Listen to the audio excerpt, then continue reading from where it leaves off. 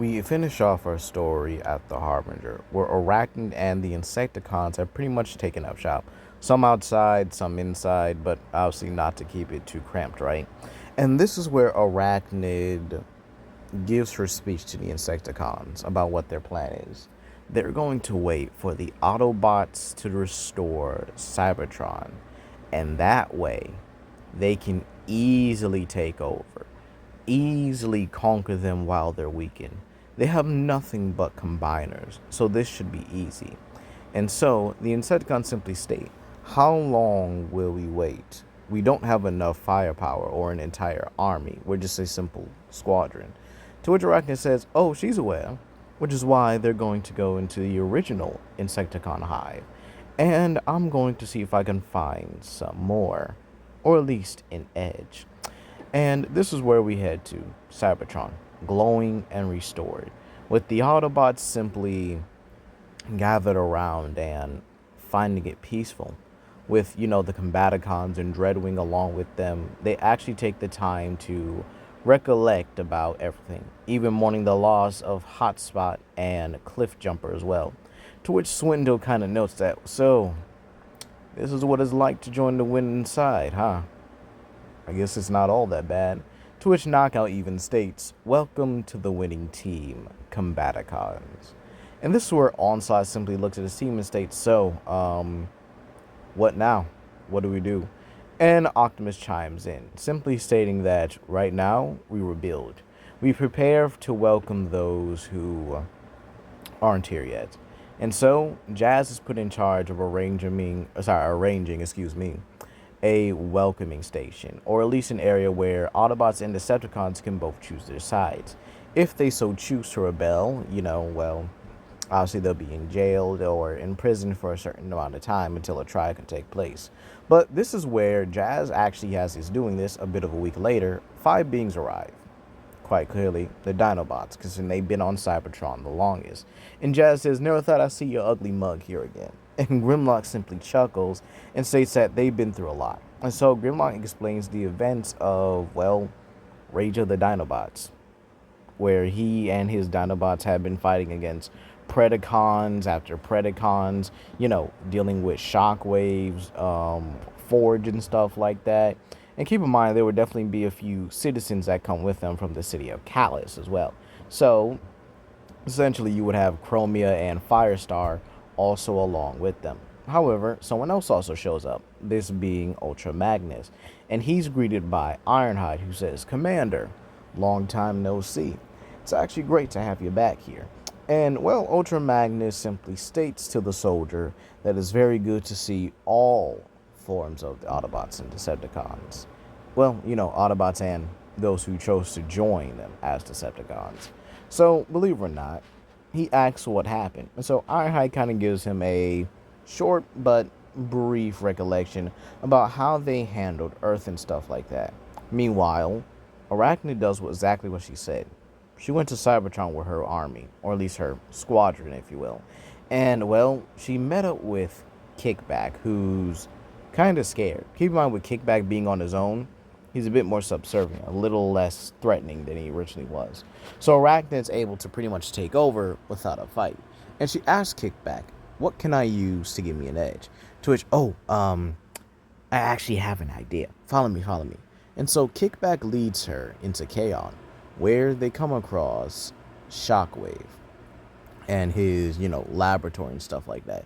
So this is where Shockwave pretty much unveils his project, and that being Predaking. And Shockwave and Arachnid do have a conversation. She does pretty much explain what happened on Earth and how Megatron met his end.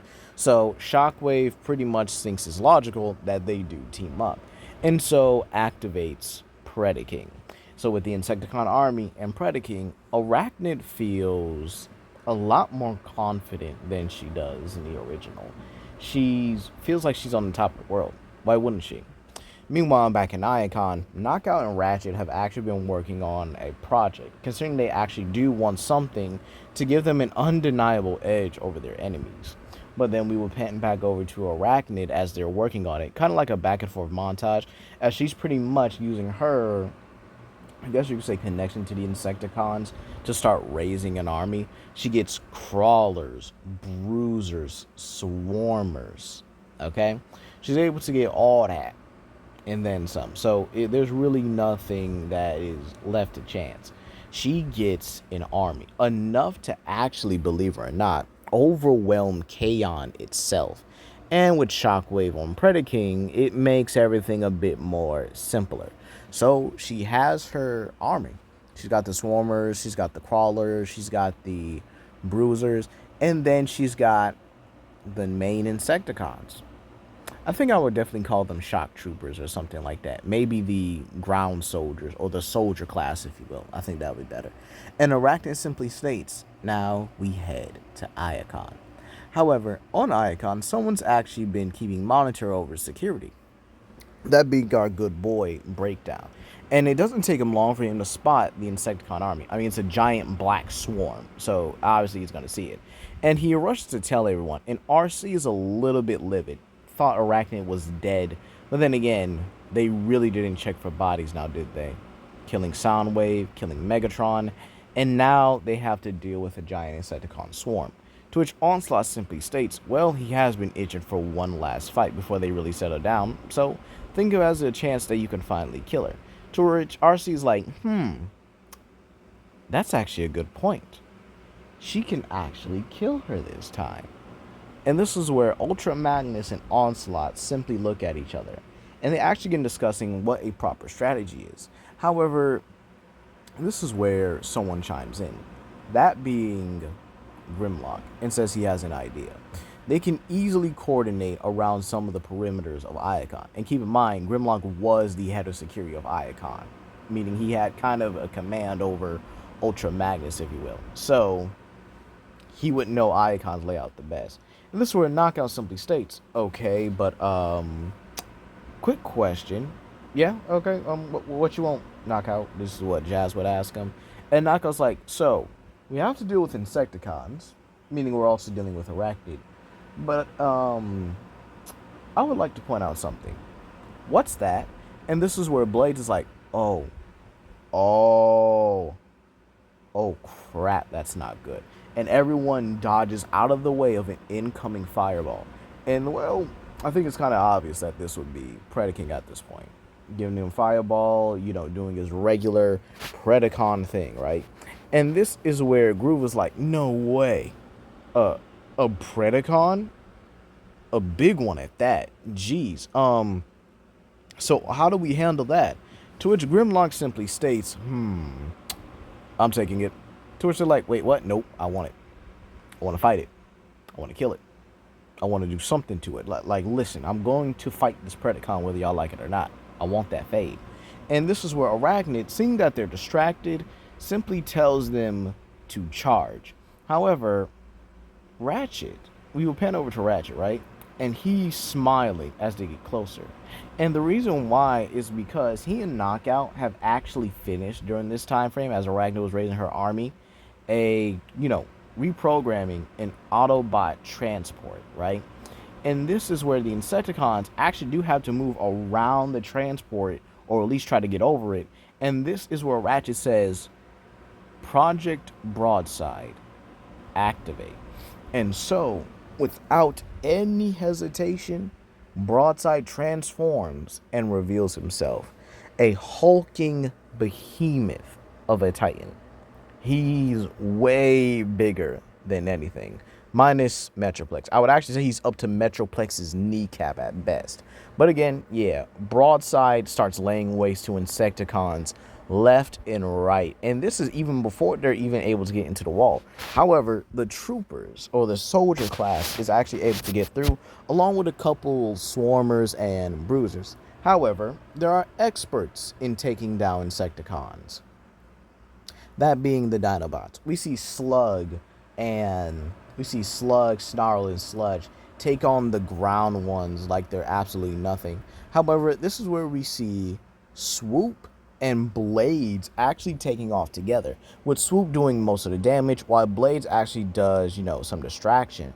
And while the Combaticons think that they could probably, contribute as individuals, this is where, they pretty much combine into Bruticus, being the only combiner on the field.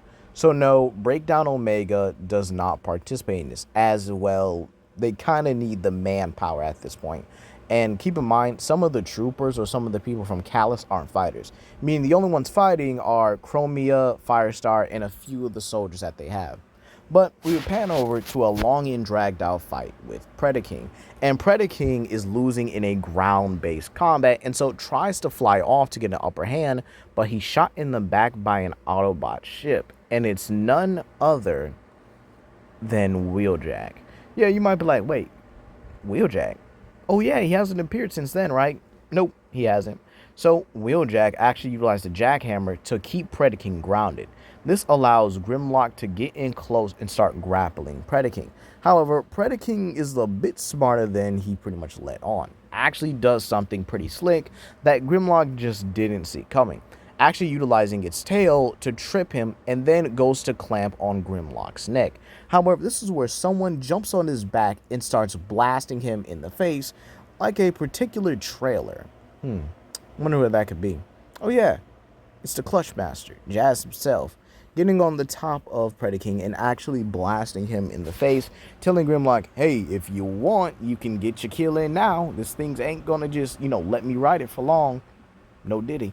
And this is where Grimlock is like, all right, I got it. And this is where he lunges at Predaking's throat as he's pretty much trying to bite Jazz, and he crunches on it hard.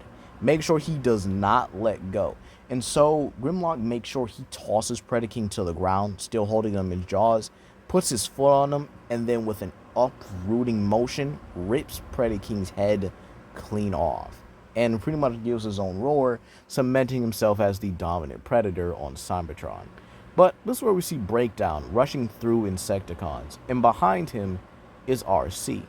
And they're both actually doing this to finally end Arachnid, thinking that they could pretty much charge through and, get to the head of the swarm, if you will.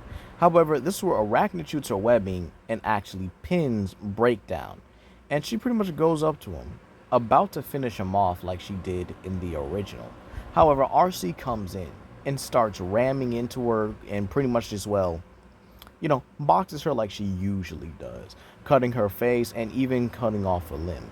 And this allows Breakdown enough time to escape, actually utilizing his better gear to pretty much just cut himself or at least rip himself out. And this is where he smacks Arachnid with a hammer. Not once, not twice, not even 3 times, but 4 times. And so Arachnid is pretty much jumped by RC on one side and Breakdown on the other, with them even complimenting each other about how in sync they are. It's a back and forth motion. However, with Arachnid also seeing that her army is fading, she has nothing left, when Breakdown hits her into the air, she transforms and tries to fly off.